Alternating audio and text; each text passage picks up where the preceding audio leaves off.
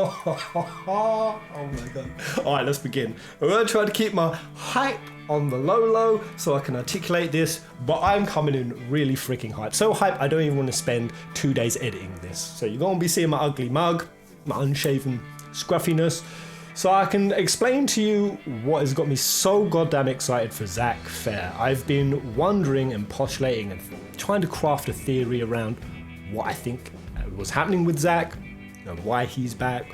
What does him being, spoiler alert, this is full spoilers, the last chance to leave, why he's alive again. It is, I remember when I played my first playthrough and I saw that happen, and I said, Wedge being alive was a doozy. Zack being alive is a nuclear bomb on the story. You couldn't have done anything bigger and ballsier and more audacious than keeping Zack alive. And why have they done it? Well, I'm going to start with what I first speculated, and I know a lot of fans have speculated still, is that there's like an alternate timeline happening. And this alternate timeline is like a separate one to OG. And you can call this multiverse, you can call this parallel timelines, and sort of what happened over here is having slight effects on this timeline here. That's why characters are interacting way more familiarly than before, why their character development seems like they're already remembering stuff, and that's with all the characters. Like that's even with Barret, with Tifa, and of course definitely with Aerith. Like Aerith is getting even more from her other self. But we've all kind of made this assumption that there is these parallel timelines, and that really might not be how it's working. And there's a lot of evidence to say it may potentially not. Oh God, I need to breathe. I can't help it. I just love Zack Fair so goddamn much. And what a lot of people postulate is, this alternate timeline, Zack's come back because what will essentially happen is we'll see Zack and Cloud go off on sort of this adventure. Presumably Zack will head back to Midgar. One of the first things he'll do is he'll want to hook up and meet Aerith again. Cloud will go through his journey, and that ultimately we'll see a scenario of a what if Zack lived scenario, basically. And that we'll get like bits of it playing. It won't be like overwhelming to the story, but in that what if scenario, certain events and things, and presumably lessons for Cloud is the main takeaway I had previous to this new realization, which is going to blow your noodle, is that eventually the timelines would sort of converge and Cloud would sort of upgrade from all of the lessons and things that he learned from Zack, and that would ultimately propel him to finally defeat Sephiroth, like finally. But I kind of thought about that and I thought, isn't that a bit lame? Isn't that like a little bit convoluted? Does it really make sense? Certainly, does it justify undoing Zack Fair's death? A lot of people say it trivializes death. I think it's a lot more complex when it comes to FF7. And I'm going to start by saying, Zack Fair, really look at who this guy is. He is a guy who embodied so strongly the samurai bushido code. And I want to quickly go into this because as Westerners, we tend to miss the meaning and the depth that Square Enix put in for their Japanese audience. A lot of it is lost on us. A huge one is the or and watashi pronouns of Sephiroth. Like, without us knowing the or and watashi pronouns, we don't know that this Sephiroth is one who's talking about himself like from a fractured, sort of disassociated mind state to now when he meets him at the edge of creation and he's referring to himself into a more identified himself. And he hadn't done that since Crisis Core. Since before he lost his mind to Genova. So again, a little thing like that has huge implications that is just lost on us. And another one of those is the entire concept of honor that plays so heavily with Zack Fair. I mean, pretty much the entirety of Crisis Core, and I'd even argue OG FF7, because part of the Bushido Samurai Code is just that. It's about following a code of honor that, if done right, and I'll quickly list what they consider the 8 different aspects to embody the Bushido Code. Those are rectitude? What is rectitude? I don't know what that is. Rectitude or justice, courage, benevolence or mercy, politeness, honesty and sincerity, honor, loyalty, A loyal little stamp. I'm going to be talking about a stamp.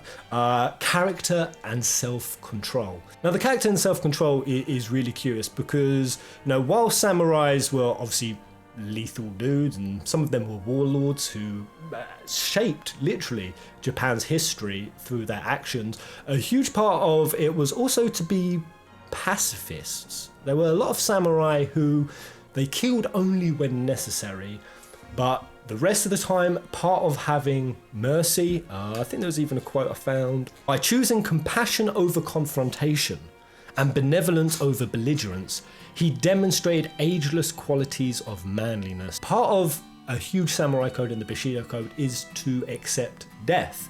Now, of course, that's exactly what happens with Genesis. He's scared of dying. He wants to find a cure for his degradation. But what you notice is when he actually comes to confront Minerva, he actually finally accepts death. And that's what about getting his honor back meant in Crisis Core. Because we notice when he's talking to Zack Fair, Genesis says, we have no honor. Pride stripped away and all of those other things that even weaved into Loveless. But it was by accepting death that he regained his honor. And that's exactly the same with Zack in his final confrontation. He accepts death, and in doing so, he regains his honor. Hold on to your honor as soldier. And OG FF7, even notice Cloud at the end when he's talking to Tifa about him accepting what it means to be human, what the live stream is, and he says to Tifa, let's go see Aerith. Of course, Aerith is dead.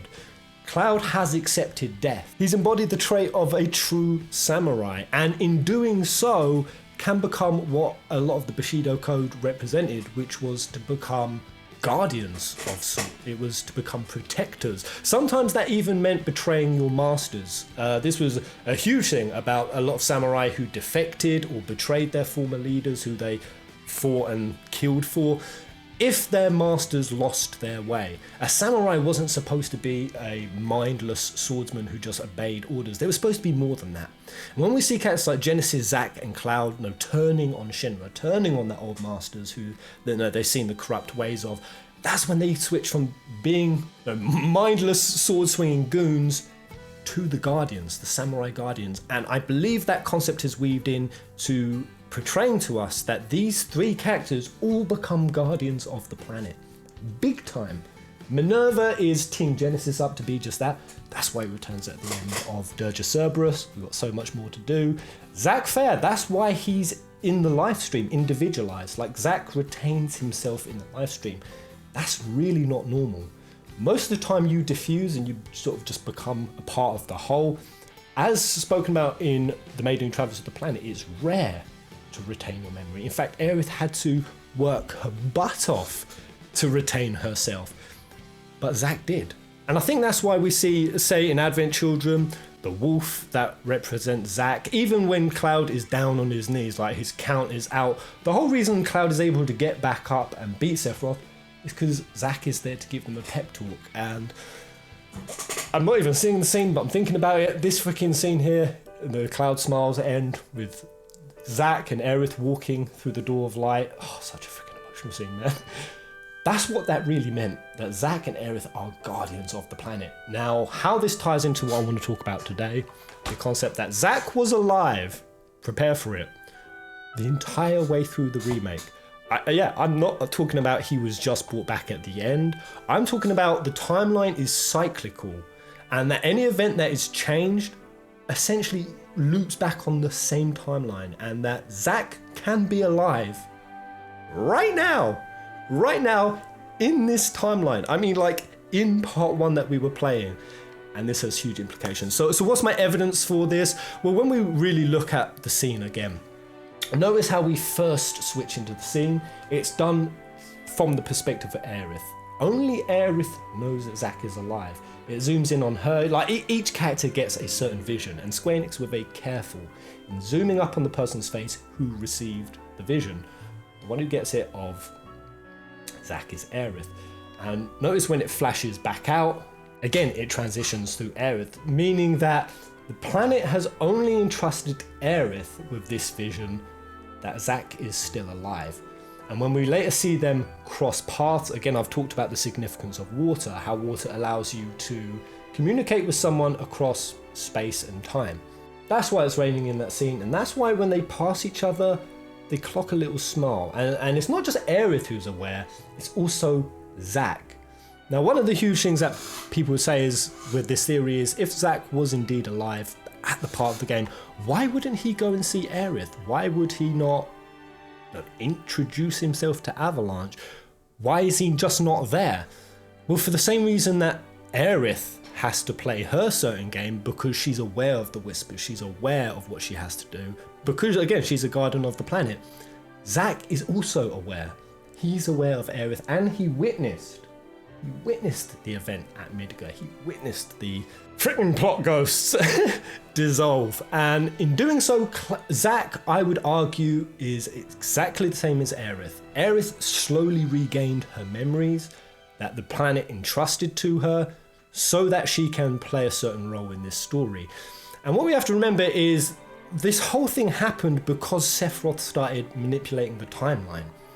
The planet had to undo this, and in the last-ditched effort, you know, when everything gets crazy, the ghosts are swarming, they know that they have to do something drastic before essentially what the planet has always had, which is a hand in the events of its own story. You know, it's able to control destiny. Once that's gone, the planet knows it can't do anything for itself, so it can only in this moment make some last changes. And is it any surprise that one of the last changes it makes is to bring back Zack freaking Fair? Of course it would. If the planet knows it is basically fucked. and I would even say that it knew, the planet knew that the crew had to destroy Destiny, because at this part, it's Sephiroth who's in control of Destiny. That's why, and I still get people argue about this to me all the time. People say, Pez, you're wrong. It's not Kadaj, Loz, and Yuzu. It's Tifa, Barret, and Aerith. No, Tifa, Barret, and Cloud, sorry. It's not. It's definitely not. It's Kadaj, Loz, and Yuzu. It's the entire reason the purple colour scheme is there, to show that Sephiroth is in control of Destiny. He's corrupted it. And in it breaking, all the planet can do is one last-ditch effort, which is to bring back some of its guardians and some other events that change. Now the question is why? Why? What can Zack really do? I would argue that Zack is the counter to Sephiroth in the planet's eyes. Just like Sephiroth had infiltrated his agents to manipulate events, Aerith and Zack are the counter to that. Agents who the planet has inserted to counter the events, and by default has to give them a certain amount of information. And I would argue that Zack knows that he has to do things behind the scenes and has to lay low. The same way that Aerith's hands were tied in certain things that she could do or say or tell people, Zack is exactly the same. And that when the timeline undid itself, you know, I noticed when the Whispers dissolve over Midgar, it switches to the same timeline as Zack. Zack sees the exact same thing happen. I would argue that's all one timeline, or possibly all one timeline. And if it is, that means that Zack is out there right now. Now, what's some evidence for this? I would say the biggest evidence comes from Stamp. Stamp, the little fucker. What is the point of Stamp? Why is he in this story? I didn't get it. And I just want to point out that Stamp isn't just some random insert, like some random mascot that they've thrown in there, you know, gave him a theme song, all just for artistic effect. No, it's important. In fact, Nomura in a recent interview, so in the ending, Zack being alive changes things a lot. What made you do it? Nomura, that would be the climax of all the mysteries we planned for part one. All the mysteries we planned for part one. And there are still many, many mysteries. There are still many open plot elements that we've got no explanation for. I would argue all roads lead back to Zack. So my PlayStation just randomly turned on. Brill. Fuck's sake. I will go into those mysteries in a freaking minute. But Najima, to the response about Zack being alive, Najima says, you also get a good look at Stamp. The interviewer says, yeah, he looked different in that scene. Najima, oh, did he? Laughs. Was Stamp in the game from the beginning? Yeah, when we finalised the story of the remake, we decided to use Stamp as a symbol in the world of remake. Stamp is a popular character, everybody knows, and Avalanche uses him as a way to send secret messages. This is a really interesting concept about Stamp, is that he's used both by Shinra and by Avalanche. We see a lot of that with Barret. Even when he talks about how he's kind of pissed off that such a loyal little mascot is being used and manipulated by Shinra. Who does this all immediately sound like? Who is exceptionally loyal? Who is exceptionally... And I'll go into Stamp's lyrics at the end. In fact, I'll play a little sequence for you. When you look at the lyrics of Stamp, every line refers to Zack Fair in some way. I'll do a little compilation at the end so you can sort of see it play out, but just a few of the lines, man. A few of the freaking lines. All right, so go all out, go out, little Stamp. You've got so much courage, and everyone thinks you are swell. Just so you know, they've done so many polls on most popular Final Fantasy characters. Zack has appeared in the top 10, top 5, numerous times. Square Enix know he is a fan favourite. Even though you get distracted by a tree, who gets distracted? Hey, Doge, there's a Stamp. There's a Stamp. Go on, get out of here. Hello. I'm getting freaking distracted. Yeah, even though you get distracted, Zack Fair always gets distracted. And the one I really like, even though you don't remember how to sit or how to stay, part of Zack having like ADHD with his body, like restlessness syndrome, even in OG, like he's squatting in the van and Sephiroth tells him to sit his ass down. And then, the rest of the song is going all out. He's kicking the bad guy's butt, knocking an adversary into next week, keeping people safe. He's a good boy who never stops, even though you bark at nothing when you think you're all alone. Do you notice in Crisis Core how much Zack talks to himself? All the freaking time. Oh, this is a weird one. I'm having to add this in later, like retrospectively to this video I've recorded. Someone just shared to me on Twitter a English voice-acted fan-made translation, because there's not an English one. It was only done in Japanese, god damn that wind. And this was a retrospective of Final Fantasy's 30-year history, where basically Japan, they did a augmented voice guide system for players, where visitors came in with headphones, and according to their location within each exhibition, certain things were said. Now, someone's just translated some of the memories from Aerith section, so this stuff from Square. Just listen to it. Stamp! Stamp! Oh, you're going to disappear too. What? Stamp? Stamp, even you're going to disappear too? As someone who speaks Japanese, please give me context. Why the hell is Aerith talking about Stamp? You're going to disappear too. If this is freaking legit, and I'll link the video down below, that's a huge one. So what I'm suggesting is not only is Zack being represented by Stamp, I would say Zack is Stamp. What I mean by that is Zack, everywhere that Stamp is appearing in the game, is Zack in the events, behind the scenes, helping us along. This would be fucking massive if they did this, and I'd love this so much more than just the alternate timeline converge thing, because that does kind of feel a little bit fanfiction-y. Imagine the reveal. And what's beautiful about this is that the moment they play Zack as a card, if he is alive in this timeline, imagine where they could play it. Imagine if, as Aerith is about to get... Fuck. Imagine like Zack comes in and like knocks her out the way. Or a million other places where Zack could suddenly emerge and blow our titties to Timbuktu. It would be freaking massive, man. Now, before I go into some evidence of that, I'm going to answer the first question, the big one. Because not only do the lyrics relate so much to Zack, of course there is the crisp packet. I've never seen so much talk about crisp packet in my whole freaking life. Isn't it a bit funny that the Stamp's lyrics are so much like Zack, and that's the exact thing they use to show Zack alive? Now, of course, the dog is different. The one in the game is a beagle, the one in this is a terrier, I believe, and the flavour says original.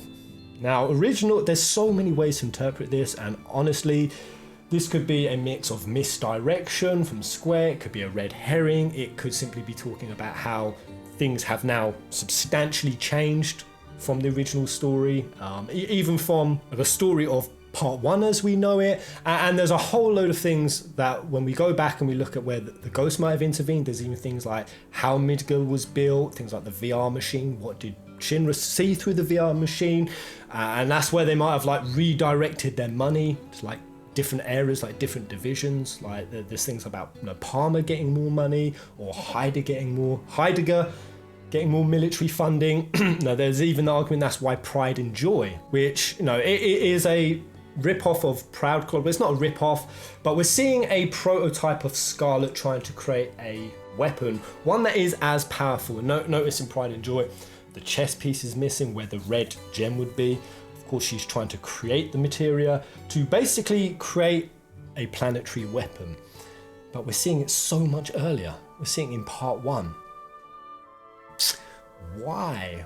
What is it that Shinra have seen? So there's loads of stuff like that, and the fact that when we defeat Pride and Joy, we get Gotterdammerung, which is a take on the Norse story, where again, there's cycles happening, the cycles of Ragnarok. And when I look at that, and when I look at also Type 0, none of these stories, and I say Type 0 for a very important reason, none of these stories have alternate timelines. None of them have parallel timelines that sort of run along each side of each other.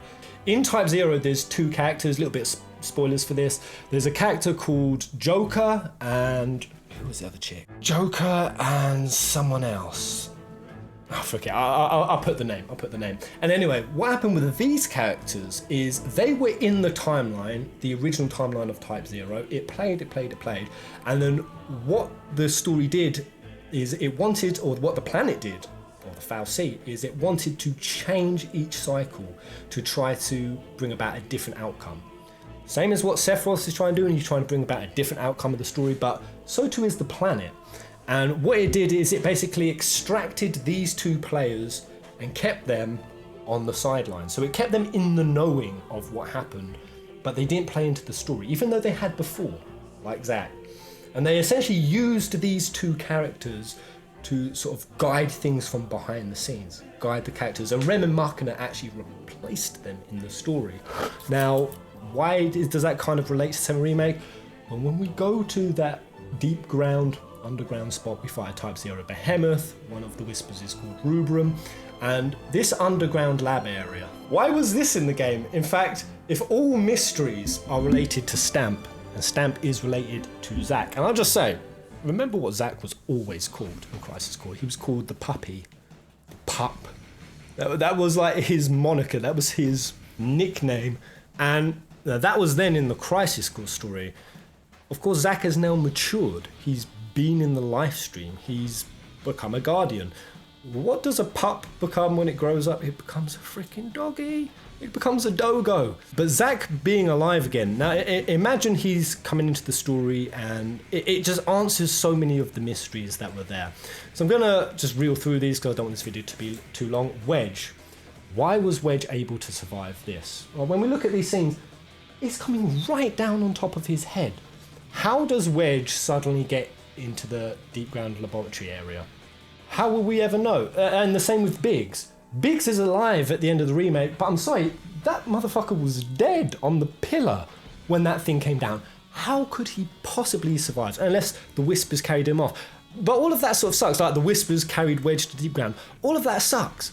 All of that sucks as an explanation, and certainly if we're never going to see it. Imagine if instead it was Zack who did it. Oh, follow me, because if Zack is alive and he wants to make some influence on the story, if he has a mission that he has to carry out and he has to do it in secret, and him and Aerith smile at each other because they're both having to do it, then what if Zack has to form the people that he can use to make a difference in the story, aka Avalanche members, as well as an influence on Shinra? Who does Zack know in Shinra who could help him? Of course, Consul. Now, the interesting thing about Consul is Consul knew about Hojo's secret laboratories. He knew about the laboratories where monsters were sneaking out, and he sends Zack a load of emails and some of them talking about those laboratories. So in turn, Zack could know about the laboratory beneath Sector 7. So that's why he could have shown up. And imagine we see this in part 2, like all the open-ended mysteries of this game we see Zack doing. He grabbed Wedge and took him down there. Again, and that's where we see a Type 0 behemoth, which is referring to a cyclical timeline, not an alternate one, with again characters split off. What if it was Zack who got Biggs off of the pillar? We don't see Jesse's body because Zack's only one dude. Maybe he could only save Biggs. I don't know, whatever. But notice where he takes Biggs. To the orphanage. I'm saying he like this is definite, but this is all a theory. It's all a goddamn theory. But what if Zack then took Biggs to the orphanage? The same place where, again, we see a stamp logo. The woman wears a stamp logo. They talk about stamp in that orphanage all over the place. Could it be another hint of Zack? Zack was the one who took Biggs there. What if it was even Zack who hung President Shinra out on the ledge? We don't know who did that. Well, you know, we kind of thought it might have been Sephiroth, or I theorized, was it Sephiroth and he like wanted Barret to drop him to try to like shape him towards anger and like judgment over mercy and compassion. That's why he stabbed Barret, because he didn't go along with his plan. Maybe, maybe not. What if it was Zack who did it? I don't know why he would. I haven't thought that far through yet. All right, another mystery. Let's go through it. Wu Tai, baby. I've followed a lot of the chain events, like the butterfly effect, to see where they come from. One of the things I'm stuck on is why Avalanche and Wu Tai have come into this story differently. They're much more aggressive, they're playing an active role. They're the whole reason why new cells of Avalanche show up into the story. And part of that leads to like them going on that mission, part of that leads to them getting a grappling hook. Quickly on that note, one of the cell names, like is 3 cell names: Avalanche Gun, Avalanche Grapple, and Avalanche Magic. So literally, grapple and gun are 2 names of Avalanche cells. What I find curious is in OG story, they never worked together this way. Why is this cell suddenly, and there's no explanation of it, why this cell is providing Wu Tai with materia, and that's what's changing so much of this story. That's why there's the propaganda against Wu Tai. That's why the whole TV broadcast from Shinra trying to conflate Avalanche as Wu Tai terrorists, which I suppose they kind of are if they're providing materia. Well, who could really make that bridge? Zack went to Wu Tai in Crisis Core. He met Yuffie. He learnt about them having their materia taken. He even had certain Wu Tai soldiers tell him, if there's any remorse in your heart, then atone for your actions by joining our cause. What if Zack is the one getting these other Avalanche cell members involved? What if, in fact, Zack is essentially creating his own Avalanche?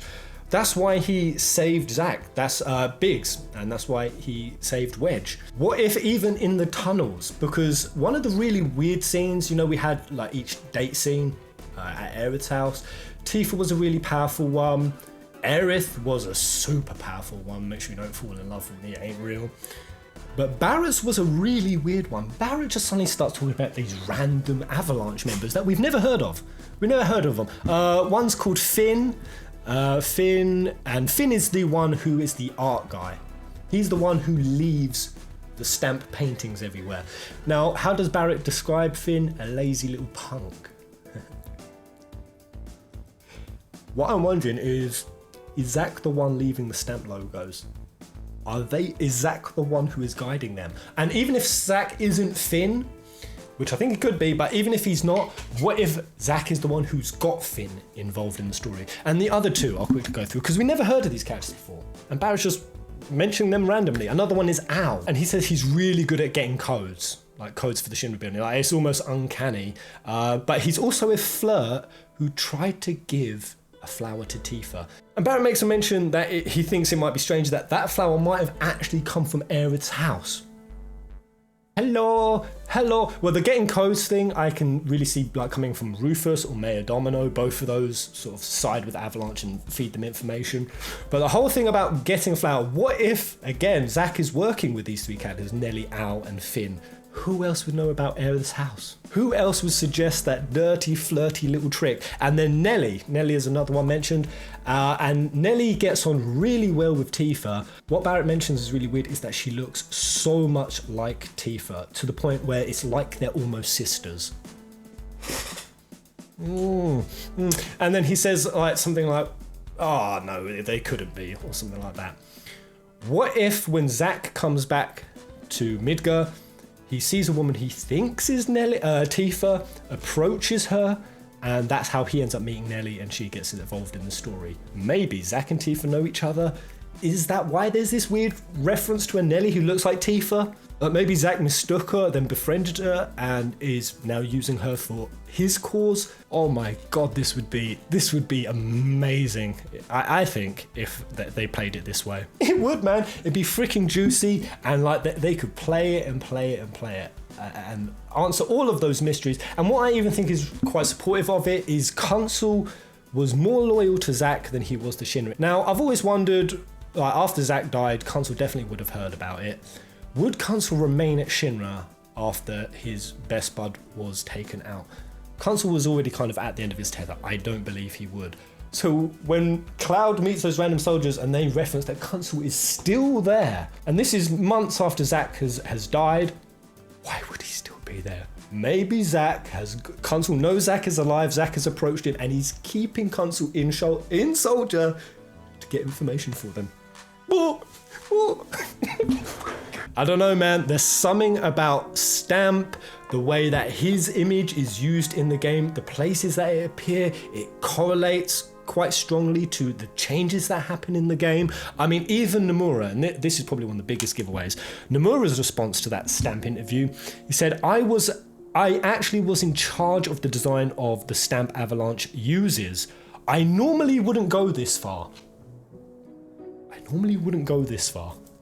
But I felt like he would become an important character, so I drew his character sheet myself. Come on, man. Come on. Stamp, you wouldn't normally have done him, but you did him because of how important... Oh, it's on focus now. Because of how important his character would be. I think Zack is Stamp, and I think that wherever Stamp logo is appearing, that is Zack. He's actually in the timeline. If they are playing it, that the reason why the Stamp design changed is because Zack was kept in the story, and Zack had an active influencing effect on the actual design of Shinra's mascot, then Zack is intrinsically tied to the mascot. And I definitely believe that when we look at all the outlier factors, like even the tiniest ones, like Cloud's not as Mako poisoned in this part 1. Like when we first saw the remake trailer, everyone said like, Cloud, you look freaking sickly and ill as hell. From the earliest trailers. In this one, he's not so much. Is that because, and we haven't heard how Tifa met Cloud yet. What if it's because when Zack took Cloud back to Midgar, he didn't just dump him at a train station, he stayed there for days in the street getting ill. Zack actually got him sort of working and back up and healthy pretty quickly. Could it be why Barret's scene was dedicated to talk about his characters? And quickly notice when Barret mentions about the Stamp logos being Finn's work, look at Cloud's reaction. Like there is one. There's so many moments, and that's what I love about the expressiveness of this game, is there's so many times where characters say stuff and Cloud will react, or certain characters will just, like, they'll make a significant reaction to make the player go, what just happened there? What just happened there? If Aerith knows that Zack is out there in the timeline alive right now, but can't go see him because they both have to serve their duty as guardians, they take the romance of Aerith and Zack to the next level. I mean, maybe that's why I said, Cloud, if you were falling in love with me, it ain't real, bruh. Maybe that's why Aerith is being a bit more dismissive, like, shit, my boyfriend's come home, fuck. I don't really think that, but I definitely think the fact that I've spoken quite extensively about Genesis being in the game, like his legacy is there, and the role he plays with Minerva, and he has a very significant role to play. Like Zack being back alive as well, and even just the idea of like when Hojo was saying, oh, if we mated Aerith with a S or G cell soldier. Part 2, guarantee it, we're going to open up the game with Aerith and Zack ploughing. No, we won't, but it's interesting to think if Zack and Aerith had kids, like if Hojo's wondering like, if they have kids, I wonder what they'd become. Maybe Aerith and Zack's kid is like the fucking answer to everything, I don't know. I know, I'm making my own theory lame at the end here, but you guys get it, and how goddamn titillating would that be? I love how this would work, especially in ways that like why Rufus sees the whispers. Zack being present in the game would have a huge effect. Like if Zack is running his own branch of Avalanche, like he's creating one, and he could be influencing Zack, Rufus, like because Zack has the knowledge. Maybe that's why Rufus was showing the plot ghosts. You only see the plot ghosts, and Red explained it, is if you're doing something that's going to affect Destiny. Rufus did nothing different. but he gets his information from Avalanche. So is it because Avalanche is doing something different? And that ties back to Zack. Is that even why like Kyrie and all the other Kids All Right characters are coming into the story? You know, it would certainly be funny because one of the first Easter eggs, and literally like the opening part of the game, one of the first posters we see is the Banora Apple poster. The idea that Zack could have been here this entire game. And I do believe it would do his character and generally the plot and the suspense and the hype of it, all the more service for undoing Zack's death. Like you've got to pay off really well, and yeah, when he plays in the story would be really huge. The last point I'd leave off on is I even took it as it was the destiny that killed Zack, and that's why the plot ghosts were there. But a really good point that the YouTube make, and I'll leave the link down below. Really good point they made is it wasn't Zack that the ghosts were influencing. It wasn't that the ghosts wanted Zack to stay dead. Like I said, it's much more logical that the planet wanted to bring back one of its guardians to counter Sephiroth's action. And you see it because when the ghosts are in the story, they're not swirling around Zack, they're swirling around the soldiers. And what did they do? I mean, they probably like jammed their guns. Maybe the ghosts like took some of their ammunition out. They could have done a number of things. But what's really clear to me now is that they gave Zack the edge in the fight. It was the planet's will to bring him back, and I'm done, I'm out. What do you think? Let me know if there's anything that you see that works against this or for it, and just in general, what do you think? How would you like this story to play? Alternate timeline or cyclical? Would you like Zack to do something on a separate one that converges? Or would you have liked him to be sneaky in the story the whole time? Well, let me know in the comment section below. Until the next video, Kupo!